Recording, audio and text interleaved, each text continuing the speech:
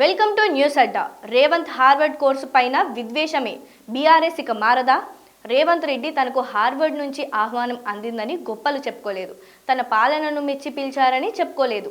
ఆయన తన సొంత ఆసక్తితో ఒక విద్యార్థిగా నేర్చుకోవడానికి వెళ్ళారు. అయితే దానికి కట్టిన ఫీజు ఎంత, ఆయన ఎన్ని రోజుల ముందు వెళ్ళారు, ఎక్కడ ఉంటున్నారు వంటి వ్యక్తిగత అప్రస్తుత విషయాలను బీఆర్ఎస్ తెరపైకి తీసుకురావడం వారి రాజకీయ అపరిపక్వతను సూచిస్తోంది. నేర్చుకోవాలనే తపనను అభినందించకపోయినా పర్వాలేదు, కానీ ఇలాంటి మైక్రో లెవెల్ విమర్శలకు దిగడం వల్ల ప్రజల్లో ఆ పార్టీపై ఉన్న గౌరవం తగ్గే ప్రమాదం ఉంది. రాజకీయాల్లో ప్రత్యర్థులపై విమర్శలు చేయటం సహజం, కానీ ఆ విమర్శల్లో అర్థం పరమార్థం ఉండాలి.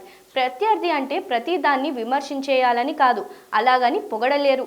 పొగడాల్సిన పరిస్థితి వస్తే సైలెంట్గా ఉంటే మంచిది, కానీ అలాంటి సందర్భాల్లోనూ తప్పులు వెతికే ప్రయత్నం చేస్తే నవ్వుల పాలవుతారు. ఇప్పుడు బీఆర్ఎస్ పరిస్థితి అదే.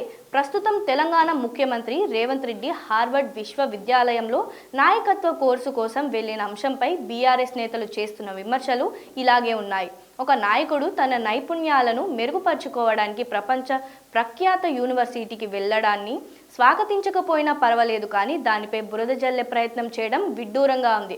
ప్రజాస్వామ్యంలో విపక్షం అనేది ప్రభుత్వ విధానాలను వైఫల్యాలను ఎండగట్టాలి, కానీ రేవంత్ రెడ్డి చేసే ప్రతి పనిని అది వ్యక్తిగతమైన వృత్తిపరమైన తప్పు పట్టాలనే ధోరణి బీఆర్ఎస్ నేతల్లో కనిపిస్తోంది.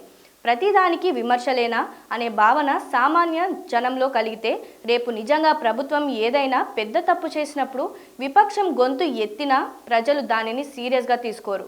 అతిగా విమర్శించడం వల్ల ఆ విమర్శకు ఉండాల్సిన పదును తగ్గిపోతుంది.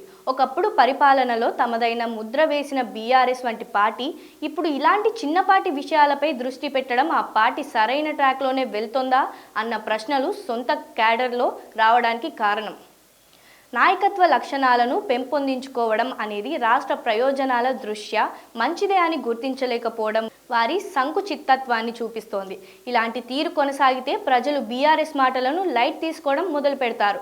ప్రత్యర్థి వేసే ప్రతి అడుగులోనూ తప్పు వెతకడం మానేసి నిర్మాణాత్మకమైన విమర్శలు చేసినప్పుడే రాజకీయాల్లో గౌరవం దక్కుతుంది. రేవంత్ రెడ్డి చేసే ప్రతి పనిని విమర్శిస్తే ప్రజలు కూడా బీఆర్ఎస్ తీరు అంతే అని లైట్ తీసుకునే అవకాశం ఉంది.